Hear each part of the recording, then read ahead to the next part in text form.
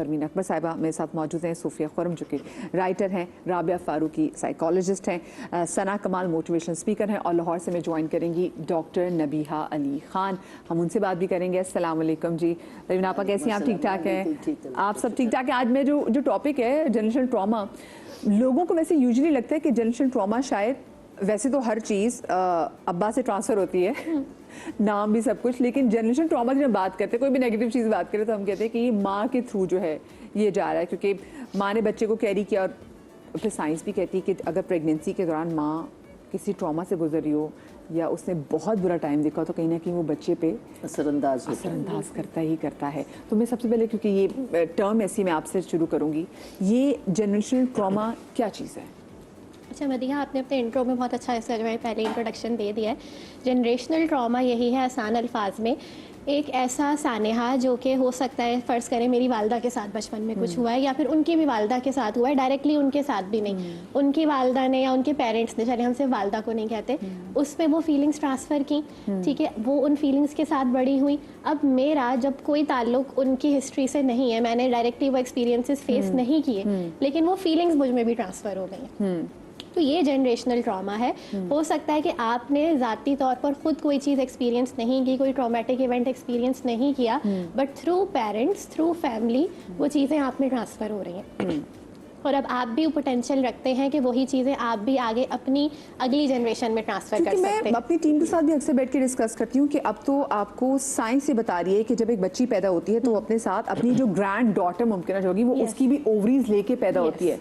So is it जी, ovaries भी क्या एक तरह से मीडियम बनता है कि आपके ऐसे ट्रॉमास को आगे मुंतकिल करने का? नॉट जस्ट ओवरीज, हम सारी जेनेटिक्स उसकी बात कर सकते हैं। ट्रॉमा रिसर्च ये सजेस्ट करती है कि ट्रॉमा जो है वो जेनेटिकली ऑल्टर कर देता है, आपके जीन एक्सप्रेशन को चेंज करता है। तो एक शख्स जो क्रॉनिकली स्ट्रेस में रह रहा है उसके जीन्स में वो चीज़ आएगी जो कि आगे वाली नस्लों में जीन्स के थ्रू ट्रांसफ़र होगी। अच्छा, अब उससे होता क्या है, ज़रूरी नहीं है कि जो एक बच्चा पैदा हो रहा है इस तरह के पेरेंट्स के साथ जो कि लेट्स से क्रॉनिक स्ट्रेस में रहते थे, कि वो भी वो सारी प्रॉब्लम्स फेस करेगा जो पेरेंट्स ने फेस की हैं, लेकिन वो वल्नरेबल जरूर होगा। वो ज्यादा प्रोन चीजें को ट्रिगर जरूर करेंगी और वो ज्यादा, आप कहें वल्नरेबल होगा, ज्यादा एक उस पे एक वो होगी वल्नरेबिलिटी की, वो ज्यादा आसानी से कोई मेंटल हेल्थ प्रॉब्लम डेवलप कर सकता है, ज्यादा आसानी से कोई चीज डेवलप कर सकता है, उसको आसानी से मैनिपुलेट भी कर सकते हैं। हाँ, ये चीजें होती हैं। अच्छा, आपको मुझे पता है, पहले अगर मैं बात करूँ, क्योंकि जो आप लोगों की जनरेशन है, आप लोगों ने प्रोग्रेशन देखी है, कैसे कैसे चीजें हर चीज में, तो पहले वैसे क्यों इस चीज़ का इतना इदराक नहीं था, या फिर आपको लगता है कि कहीं ना कहीं लोगों को इदराक था इसका लेकिन उनको समझ में नहीं आ रही थी इस बात की? इदराक नहीं था, इतना मालूमात थी नहीं बिल्कुल, लेकिन ये होता था कि वो खुद उलझ जाते थे कि ऐसा क्या है, मतलब एक चीज़ आपको पिंच कर रही है, ऐसा क्या है जो समझ में भी नहीं आ रहा। और मेरे अपने साथ मैंने 71 की वॉर देखी थी, तो मैं बहुत डर गई थी। और वो जो बम्बारियाँ और वो आवाज़ें और वो सायरन और वो ब्लैकआउट और वो सारा कुछ देखा था, तो बहुत सहमी हुई थी मैं। और जहाँ सायरन बजता था मैं पलंग के नीचे घुस जाती थी खौफ से। और फिर वो आवाज़ें जो आती थी, गो के बहुत दूर था लेकिन वो आवाज़ तो आती थी ना, आवाज़ आती थी। और मेरा छोटा भाई वो छत पे जाके देखता था, रिफाइनरी पे जब हुई थी बॉम्बिंग हुई थी, तो वो छत पे खड़े होके देखता था, उसको नहीं डर लगता था, लेकिन मैं बहुत डर गई थी। और वो डर मैं एक्सप्रेस नहीं कर पाती थी, मतलब वो ख़त्म हो गई, जंग ख़त्म हो गई, आम मतलब हम अपनी ज़िंदगी में नॉर्मल हो गए, लेकिन वो एक अंदर था, खौफ था। ज़रा सा कोई चीज़ गिरती थी तो मैं सहम जाती थी। पापा, आप तो फिर आपको तो सायरन भी ट्रिगर करता होगा। हाँ, चाहे वो एम्बुलेंस का भी। बिल्कुल, वो सायरन, उसका एम्बुलेंस का सायरन, और ज़रा कहीं कुछ धमाका, अगर कोई चीज़ गिर गई तो मैं सहम जाती थी। और ये चीज़ मेरी बेटी में भी आ गई। अब दिल छोटा, वो डरती है, वो उस राबिया को बहुत डर लगता है। और अब जो डर लगता है तो अब समझ में आया कि ये अब क्यों डरती है, मतलब वो एक चीज़ ट्रांसफ़र हो गई है। और वो जिस तरह मैं ना चाहते हुए भी ट्रांसफ़र हुई है। हाँ, अब अभी भी इस एज में भी आके रात को जब मैं लेटती हूँ मुझे डर सा लगता है अभी भी। और मुझसे कंप्लेन की मेरी बेटी ने भी कि अम्मी रात के वक्त मुझे, जब मैं कहीं बाहर ट्रैवल कर रही होती हूँ रात के वक्त मुझे डर लगता है। तो मैंने कहा तुम किस चीज़ से डरती हो, क्योंकि मेरा अपना गिल्ट था ये। मैंने कहा किस का, मैं ये सोच के डरती हूँ कि अगर अभी ऐसा कुछ इमरजेंसी हो जाए तो मैं क्या करूँगी, मैं कहाँ जाऊँगी, मैं डॉक्टर कहाँ मिलेगा, हॉस्पिटल कहाँ है यहाँ, और ये एग्जैक्टली ये डर मुझे भी होता है अभी भी। मैं ना चाहते हुए भी मतलब अपने आप को बहुत मसरूफ रखते हैं। लेकिन जहाँ अभी मैं शो के लिए गई थी लाहौर, जी और वहाँ ये हुआ था जी उस वक्त लाहौर में ऐसे बहुत बुरे हालात बहुत बुरे हालात थे। मुझे बताएं वो आपने कैसे किया, क्योंकि वहाँ पे भी सायरन की आवाज़, जी सायरन की आवाज़, धमाका वॉल्टन रोड पे जो हुआ था, शेरेटन में थी, लेकिन क्योंकि धमाका बहुत जोरदार था, नजदीक था, तो वो मैं तो नींद से उठ के बैठ गई थी।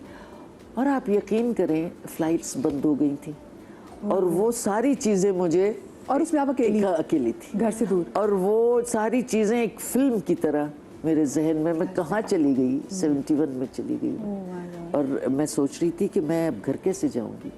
फिर मैं झटक देती थी ख्याल, लेकिन फिर थोड़ी देर बाद मुझे वो चीज़ तंग करती थी कि अगर यहाँ कुछ हो गया। फिर क्योंकि अल्हम्दुलिल्लाह मैं नमाज़ पढ़ती हूँ और बहुत चीज़ें पढ़ती हूँ, फिर मैंने अपने आप को समझाया कि देखो अगर तो मेरी यहीं लिखी है तो आनी तो यही है, तो ये पेश अज़ मर्ग वावेला की ज़रूरत नहीं है, अपने आप को समझाना पड़ता है। लेकिन मदीहा वो इतना समझा नहीं पाते आप, और क्योंकि अब चीज़ों का पता चल गया है, अब अवेयर हो गए इन चीज़ों से, अब पता चल गया है, तो अब समझ में नहीं आती बात क्या। मैं तो ये सोच रही हूँ कि वाकई आपने घर वालों से भी दूर, क्योंकि घर वालों से दूर, मुझसे ज़्यादा मेरे घर वाले परेशान। जिस दिन रात को शुरू हुई है वॉर, मैं उसी वक्त शो करके वापस आई थी, और जब मैंने टीवी खोला तो मैं तो हक्का पक्का रह गई, और रात का वक्त और मैं अकेली और शहर अब दूसरा। देखिए यही खौफ जो आप राबिया को बात भी करेंगे, खौफ होता है कि कुछ हो गया तो क्या करें। वो यही बात उसको भी होती है। वो भी गई थी अपने वेकेशंस पे गई थी, तो मैंने उसको कॉल की, मैंने कहा कैसी हो, ठीक हो? कहा हाँ बिल्कुल ठीक हूँ, बहुत मज़ा आ रहा है बहुत ही। रात को कहने लगी रात को मुझे बहुत डर लगता है अम्मी, और वो स्वात वगैरह गई हुई थी, स्वात नहीं गई थी, वो गई थी इसी साइड पे, नॉर्दर्न एरिया, हाँ नॉर्दर्न एरिया में। तो कहने लगी कि पता नहीं क्या बात है अम्मी, मैं जब कभी बाहर जाती हूँ, मलेशिया भी गई थी, कहने लगी रात को मुझे डर लगता है। मैंने कहा क्या, तुम क्या सोचती हो, तुम घूमने गई? कहा नहीं, मैं घूमने में सारा दिन बहुत बिजी रहती हूँ, लेकिन रात को जब मैं लेटती हूँ तो मैं सोचती हूँ अगर अभी कुछ हो गया तो मैं क्या करूँगी, ये मेरे बच्चे को अगर कोई तबीयत खराब हो गई, मुझे तो पता नहीं है यहाँ हॉस्पिटल कहाँ है, यहाँ डॉक्टर्स कहाँ हैं, मैं क्या करूँगी अम्मी, मैं रात को बहुत डरती। ये देखिए कितना आपके सामने हम मतलब एग्जाम्पल्स हैं, और बहुत से लोगों को पता भी नहीं कि वो किसी जनरेशनल ट्रॉमा का शिकार है। सुफिया, तो मतलब ये आपको क्या लगता है कि अगर हम, क्योंकि देखिए हमारा जो ड्रामा का है मीडियम है, वो बहुत सारी चीज़ें जो लोगों को नहीं पता, लोगों को उसके थ्रू भी, पहले अगर मैं पीटीवी के ड्रामास की बात करूं, वो तो थे ही सारे ऐसे, तो क्या उनमें भी आपने कहीं देखा कि ये चीज़ कहीं ना कहीं दिखाई गई हो? हाँ, ड्रामों के थ्रू बिल्कुल, मेरी बिल्कुल यही ऑब्जर्वेशन है कि स्टोरीज़ के थ्रू अब तो ज़्यादा डिलीवर करने की कोशिश की जा रही है ऑडियंस में कि कैसे चीज़ कन्वर्ट होती है। बेसिकली जो जनरेशनल ट्रॉमा जो मुझे समझ में आता है, मुझे लगता है हमारे रवैयों के थ्रू ट्रांसफ़र हो जाता है। हमारी जो ट्रीटमेंट होती है टुवर्ड्स आवर चाइल्ड या यंगर सिबलिंग, इनफैक्ट अभी जो मेरा सीरियल नक्श जो ऑन एयर है, उसका भी प्लॉट हमने ये, उसमें जो बड़े भाई की जो जेलसी का रीज़न है वो यही है कि उसका पास्ट ऐसा है कि उसकी मदर की डेथ हुई, बाप ने दूसरी शादी कर ली, तो जब उससे जो बेबी हुआ तो उसको लगा कि मैं तो था और मेरी एग्जिस्टेंस उसने इनसिक्योर फील किया, तो उसने फिर एक जेलसी का रवैया डेवलप किया टुवर्ड्स द यंगर सिबलिंग। और वो अब जो हम स्टोरी चला रहे हैं, हम वहाँ पे चला रहे हैं जब दोनों जवान हैं, दोनों समझदार हैं, दोनों पढ़े लिखे हैं। छोटा भाई बड़े भाई को बड़ा भाई मानता है कि he is like my father, but बड़े भाई के दिमाग में वो एक मूवमेंट है कि जब वो था और एक नई एंट्री हो गई। और ये तो उसमें तो हमने इसलिए ये इस्टेब्लिश किया कि एक सौतेली माँ वाला, जबकि माँ अच्छी दिखाई, लेकिन इनफैक्ट रेगुलर हमारी नॉर्मल फैमिली में भी जब यंगर सिबलिंग आता है तब बड़ा वाला जो होता है वो बड़ा इनसिक्योर फील करता है, which is very natural, which is very natural. जैसे मुझे याद है जब मेरी बड़ी 2 बेटियां हैं तो दोनों में 5 इयर्स का गैप है, बट जब मैं डॉक्टर के पास गई थी चेकअप के लिए, उन्होंने पूछा बड़ी, तो उन्होंने मुझे फौरन कहा देखो ये जो छोटी वाली है ना, इसने अभी चीज़ें डेवलप नहीं की हैं, इमोशंस, ये अभी बहुत छोटी है, तो बड़ी का बहुत ध्यान रखना क्योंकि वो इमोशंस डेवलप कर चुकी है। उसको ये फील नहीं होना चाहिए कि ये इसलिए आई है कि उसमें कोई मतलब हम उसके साथ सेलिब्रेटिव नहीं थे या हमें कोई कमी थी, ये इसकी जो अराइवल है वो ज़्यादा सेलिब्रेट करे। तुम्हारी बड़ी बेटी को ज़्यादा सेलिब्रेट करना चाहिए so that sister bond create हो। और मैंने उस दिन रियलाइज़ किया कि वाकई हमारे यहाँ जो रिवाज है, बच्चे बच्चे बच्चे बच्चे बच्चे, तो मदर्स जो हैं वो उनकी अपब्रिंगिंग में इतनी बिजी हो जाती हैं, और अपब्रिंगिंग इन अ सेंस के 3 वक्त का खाना देना, स्कूल भेजना, इन दिस बात नहीं करते हम लोग अपने बच्चों से। ये हमने देखे कि माओ के अंदर बड़ी झिझक भी थी। खैर तो अभी जो बासुफिया ने बात की कि वो जो एक नेचुरल सी फीलिंग है कि जब एक छोटा सिबलिंग आता है तो बड़े वाला थोड़ा सा इनसिक्योर हो जाता है कि अब मेरा प्यार मेरी माँ बढ़ जाएगी।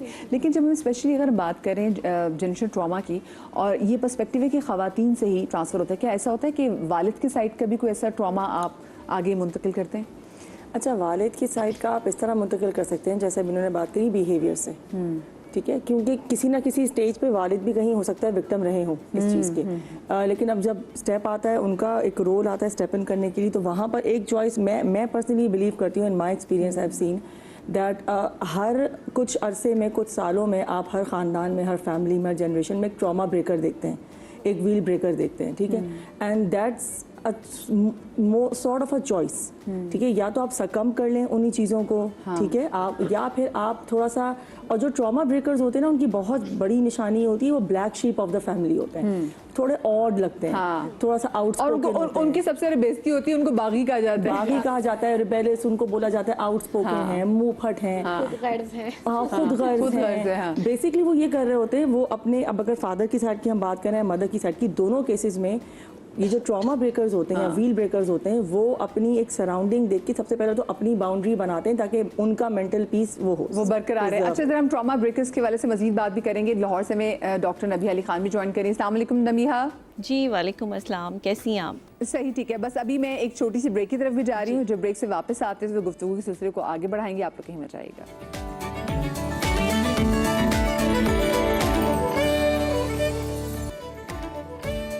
जी, ब्रेक के बाद हम आपको एक बार फिर से खुश आमदीद कहते हैं। और आज